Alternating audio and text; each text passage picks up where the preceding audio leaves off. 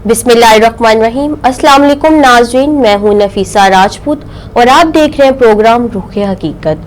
आज हमारे साथ मौजूद है एक मोअज़्ज़िज़ एडवोकेट शफ़क़ नाज साहिबा, जो ख़वातीन के कानून, हकूक़ और उनके मसाइल पर हमारे साथ गुफ्तगू करेंगी।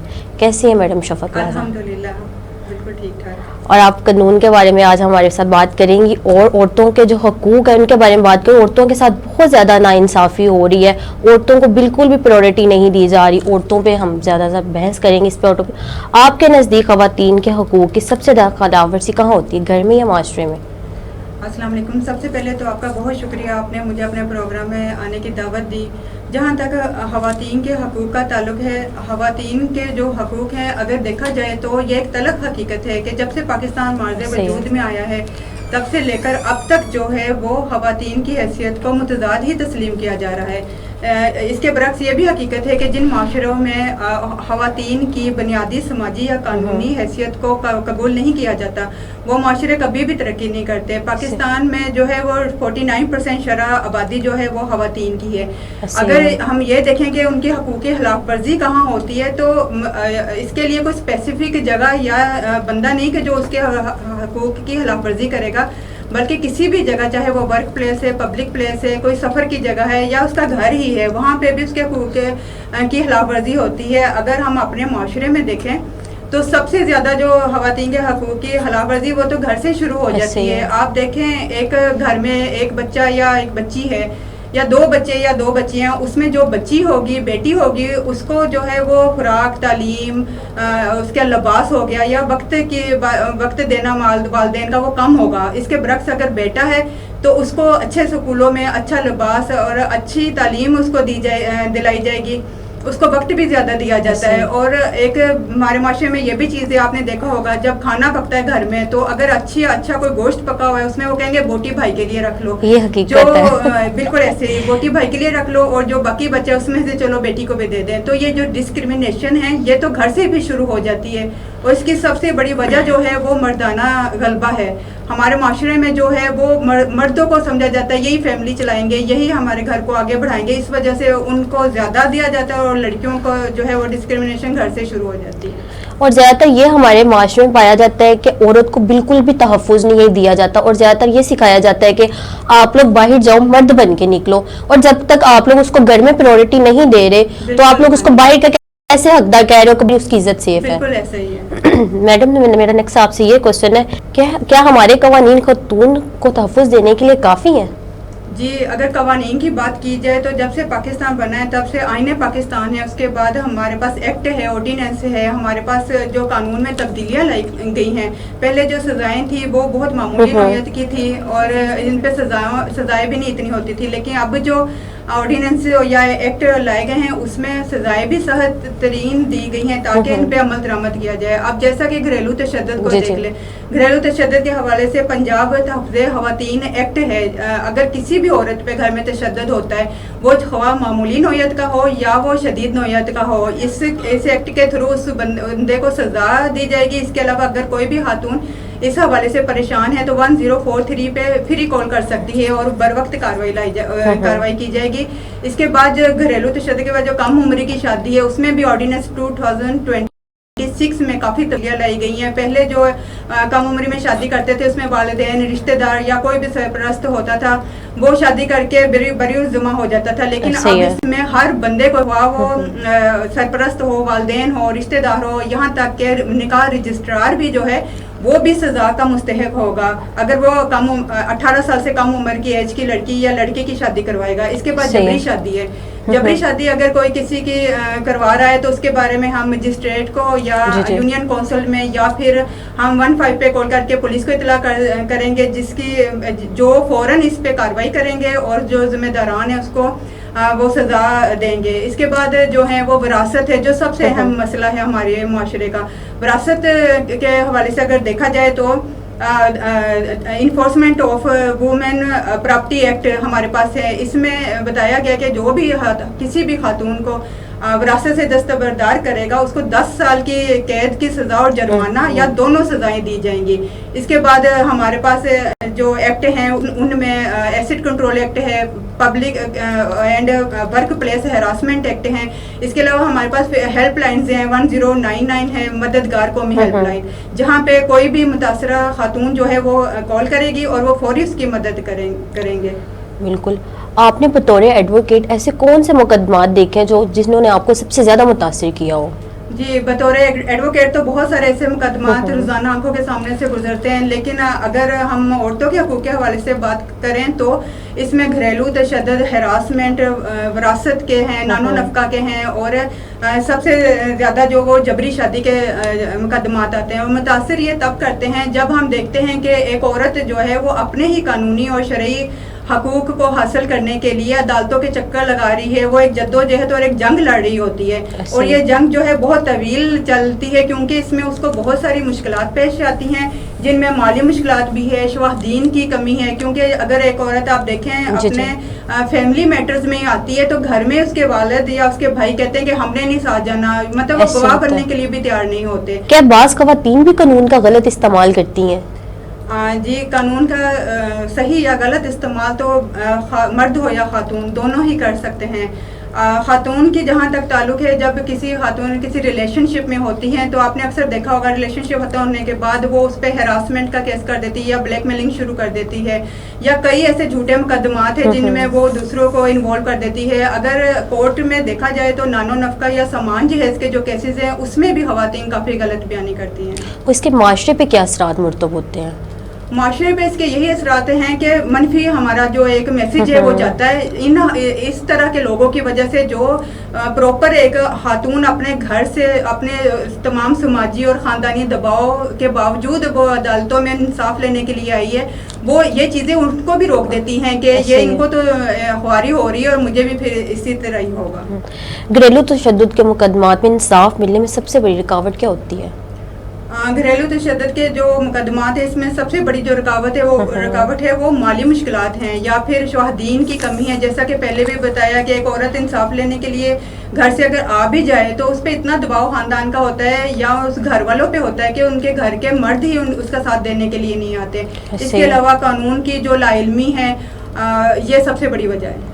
विरासत में ख़वातीन को हक देने का रुझान आज भी हमारे माशरे में बहुत है कि औरतों को हक ना उसका दिया जाए। जो विरासत में हिस्सा है उनमें ज़्यादातर हिस्सा कहते हैं कि बेटों का होता है, ख़वातीन को कुछ भी नहीं देना चाहिए, वो ये उनका हक है। जो विरासत है ये औरत का हक है, ये औरत का हक कोई छीन नहीं सकता, क्योंकि कानून और इस्लाम दोनों ही औरत को ये हक देते हैं। एक माँ है, बेटी है, बहन है या एक बीवी है, उसको विरासत का हक अल्लाह ताला की तरफ से मुकर्रर करता है और कोई भी इसको इस हक से दस्तबरदार नहीं कर सकता। अगर कोई ऐसा करेगा तो जैसा पहले बताया पंजाब खवातीन तहफ़्फ़ुज़ एक्ट के तहत उसको 10 साल की कैद की सज़ा होगी, और इसके अलावा एक महकमा बना हुआ है महकमा मोहतसब का, जहाँ पे सिर्फ और सिर्फ एक खाली कागज़ पे दरख्वास्त लिख के देनी है, उसका कोई खर्चा नहीं है। वो खातून वहाँ पे दरख्वास्त देगी और उस पर फ़ौरन अमल दरामद शुरू हो जाएगा और जो उसकी जायदाद का या जो भी उसका विरासत का हिस्सा बनता है वो उसको दिलवाया जाएगा।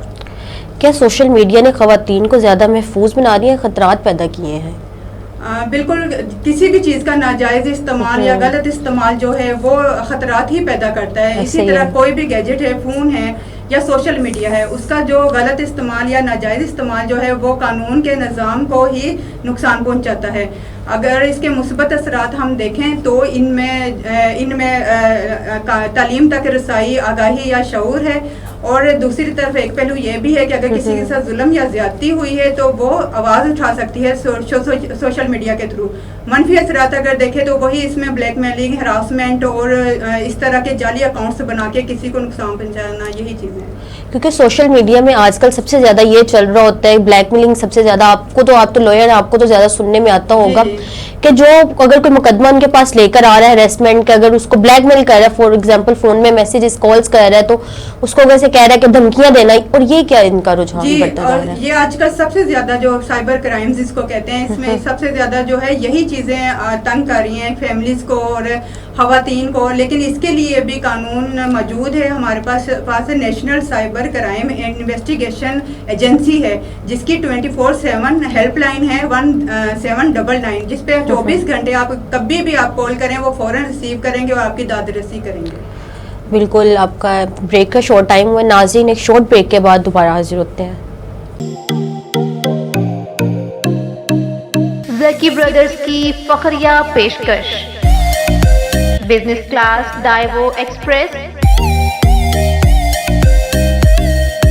قصور سے اسلام آباد راولپنڈی، پرسکون ماحول، آرام دہ، تیز تر اور محفوظ ترین سروس، کشادہ سیٹس، ہر سیٹ کے سامنے DVD کی سہولت، اپنی پسند کی تلاوت قرآن پاک، نعت شریف سنیں یا اپنی پسند کا ڈرامہ اور مووی دیکھیں۔ پرلطف سفر زکی ڈائیوو بس سروس کے ساتھ۔ زکی برادرز کے سروس ٹائمز: قصور سے اسلام آباد راولپنڈی روزانہ 3 ٹائم۔ پہلا ٹائم صبح 9:30 پر، دوسرا ٹائم دوپہر 11 بجے، تیسرا ٹائم رات 9:30 پر۔ قصور سے ساہیوال روزانہ 3 ٹائم۔ پہلا ٹائم صبح 8 بجے، دوسرا ٹائم دوپہر 12 بجے، تیسرا ٹائم شام 4 بجے۔ قصور سے فیصل آباد روزانہ 2 ٹائم۔ پہلا ٹائم صبح 8 بجے، دوسرا ٹائم 1:45 پر دوپہر میں۔ قصور سے سیالکوٹ روزانہ صبح 8 بجے۔ قصور سے ملتان صبح 7 بجے، دوسرا ٹائم دوپہر 2:30 بجے۔ قصور سے بہاول نگر چشتیاں روزانہ صبح 7:30 بجے، دوپہر 1:30 بجے۔ اس کے علاوہ لاہور کے لیے ہر 10 منٹ بعد سروس جاری ہے۔ آج ہی اپنی ایڈوانس سیٹ کی بکنگ کروائیں۔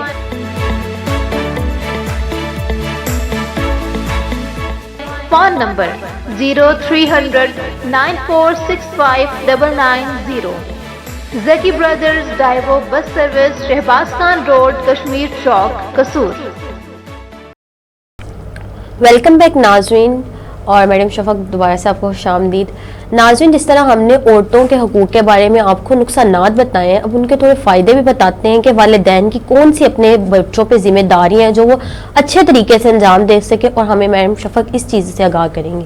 جی میڈم صاحبہ۔ جی، اگر دیکھا جائے تو والدین کے لیے اولاد جو ہے وہ ایک عظیم امانت ہے۔ اللہ تعالیٰ نے امانتاً یہ بچے اگر ہمیں دیے، اور ہماری یہی سوچ ہونی چاہیے کہ ہم ان کی سب سے اچھی پرورش کریں۔ اور والدین کے لیے جو سب سے ضروری چیز ہے وہ ہے بچوں، اور خاص طور پر بچوں کی تعلیم۔ بچوں کو جتنی تعلیم دی جائے گی اتنی ہی ان کو اویئرنیس یا آگاہی ملے گی، اور بچوں کی تعلیم میں کوئی بھی رکاوٹ نہیں بننی چاہیے یا کسی بھی چیز کو فوقیت نہیں دینی چاہیے، کیونکہ ایک بچی جو تعلیم حاصل کرتی ہے وہ ایک خاندان تعلیم حاصل کرتا ہے۔ اس وجہ سے والدین کو چاہیے کہ بچوں کو جتنا ممکن ہو سکے اتنی وہ تعلیم دلوائے، ان کو ان کے حقوق سے آگاہ کریں جو قانونی یا شرعی طور پہ ان کو ملتے ہیں۔ اگر بچیوں کی شادی ہوتی ہے تو وہ اس میں ان کی رضامندی پوچھیں۔ اگر بچیاں بڑی ہو رہی ہیں تو ان سے وہ سارے معاملات ڈسکس کریں جن کی وجہ سے باہر جانے پر ان کے اوپر منفی اثرات مرتب ہو سکتے ہیں، بجائے اس کے کہ ان اثرات کی وجہ سے بچوں کو گھر بٹھا کے رکھیں۔ ہم ان کی تربیت ایسی کریں گے وہ ان چیزوں سے لڑ سکیں۔ اور اگر دیکھا جائے تو شہری اور دیہی علاقوں میں یہ شرح مختلف ہے جو بچیوں کی تعلیم کے حوالے سے دیکھا جائے، کیونکہ شہروں میں تو ایکسیس آسان ہے تعلیم تک بھی اور اسکول کے لیے بھی، اور آگاہی بھی زیادہ ہے، لیکن اگر دیہاتوں میں دیکھا جائے تو والدین اسی وجہ سے بچوں کو اسکول ہی نہیں بھیجتے، کیونکہ نہ تو ان کو خود کو شعور ہوتا ہے اور نہ ہی انہیں یہ آگاہی ہے کہ قانون یا تعلیم بچوں کے لیے کتنا فائدہ مند ثابت ہو سکتی ہے۔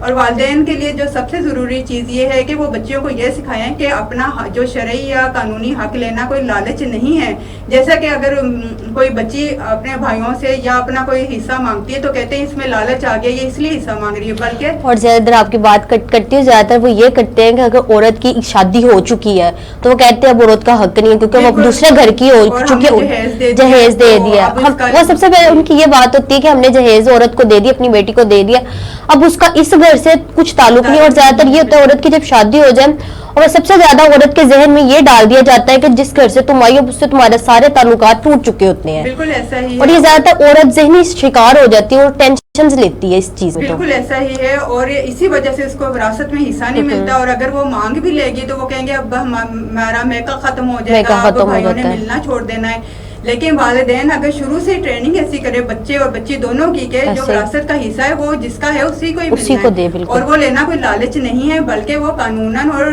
شرعاً اس کا حق ہے وہ۔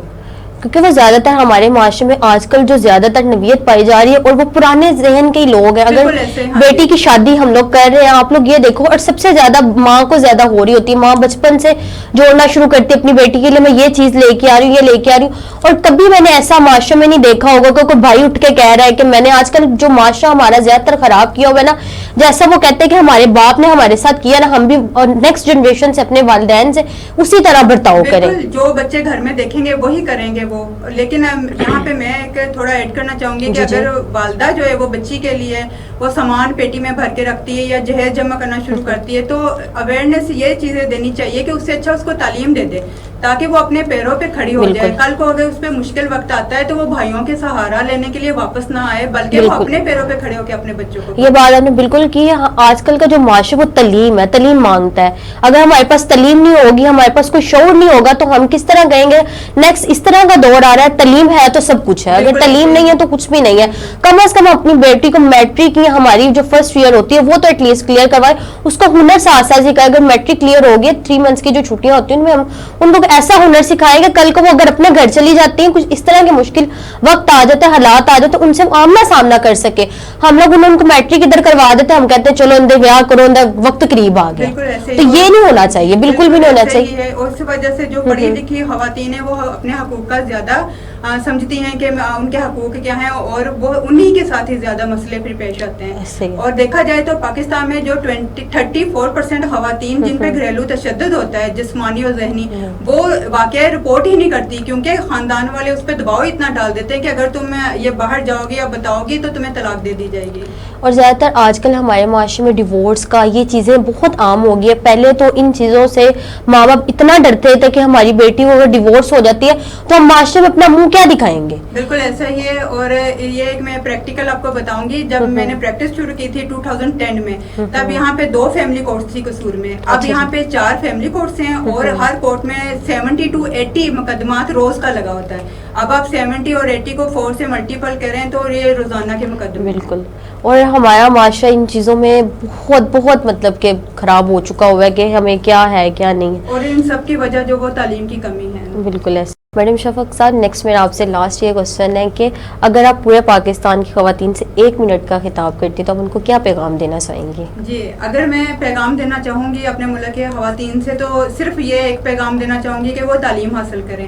تعلیم پہ وہ کسی چیز کو کمپرومائز نہ کریں, نہ ہی کسی چیز کو فوقیت دے, کیونکہ اگر تعلیم حاصل کریں گی تو ہی ان کو اپنے معاشرتی سماجی بنیادی حقوق کا پتہ چلے گا. اور جتنی وہ تعلیم حاصل کریں گی اتنا ہی قانون ان کے لیے آسان لگے گا, کیونکہ ہمارے پاس ایکٹ ہیں, ہمارے پاس آرگنائزیشنز ہیں ان پہ عمل درآمد کروانے کے لیے, لیکن ہمارے پاس قوانین موجود ہیں, لیکن ہمارے پاس اویئرنیس نہیں ہے. جتنی تعلیم حاصل وہ خاتون کرے گی اتنا ہی اس کو اویئرنیس ملے گی کہ میں نے اپنے حقوق حاصل کس طرح کرنے ہیں. اور دوسری چیز یہ ہے کہ اگر کسی کے ساتھ ظلم یا زیادتی ہوتی ہے تو وہ اس پہ خاموش تماشائی نہ بنی رہے, بلکہ اس پہ آواز اٹھائے, کیونکہ اب بہت سارے پلیٹ فارم ایسے بن چکے ہیں جہاں پہ اگر خواتین رجوع کرتی ہیں تو قانون باقاعدہ ان کا مکمل ساتھ دیتا ہے. ایگزیکٹلی ایسے ہی ہے.